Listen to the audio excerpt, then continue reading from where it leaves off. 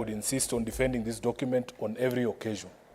Mr. Speaker, under Article 94 of this Constitution, I'm enjoined to be a protector of counties and the interests of their governments.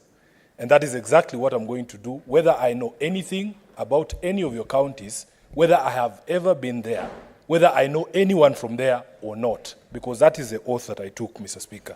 It has set a very high threshold for the removal of a governor under Article 181 on gross violation of the Constitution and the law, gross misconduct and abuse of office, or where there are serious reasons to believe that the county governor has committed a crime under national or international law.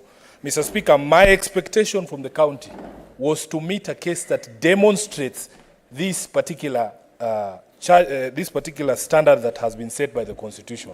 Now, there is one telling thing that came from the submissions of counsel, my good friend Thiankolu, that in fact the motivation of the MCAs does not matter. I want to try and persuade this House that motivation is everything. The reason why human beings do things is absolutely critical to the doing of those things. Mr. Speaker, because what motivation does, it sets a goal for you, and then you look for a means to get to that particular goal. We have seen the evidence that has been laid here demonstrate clearly that a decision was made that Kawira Mwangaza had to go as a governor of Meru. And then steps and plans were put in place to be able to meet that particular goal. And that is something that I cannot abide as a senator sworn to protect the interests of counties. Mr. Speaker, I want to speak to two analogies that have, been used quite extensively by the team from the County Assembly. One, Mr. Speaker, is the analogy of the scorpion and the frog. I do not think anyone can ascribe the innocence of the frog in that particular analogy to the County Assembly of Meru.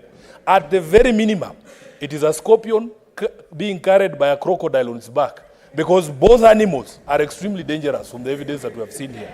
Mr. Speaker, secondly, it is this much repeated song by Shaggy called It Wasn't Me.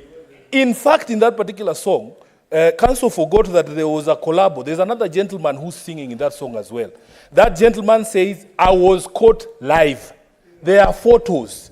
There is evidence. That is what we expected from the County Assembly. In the evidence of the photos of this gentleman on the counter, in the shower, as the council sang, Mr. Speaker, it is difficult for me to get behind the case by the County Assembly. I rest my case. Senator Keroche.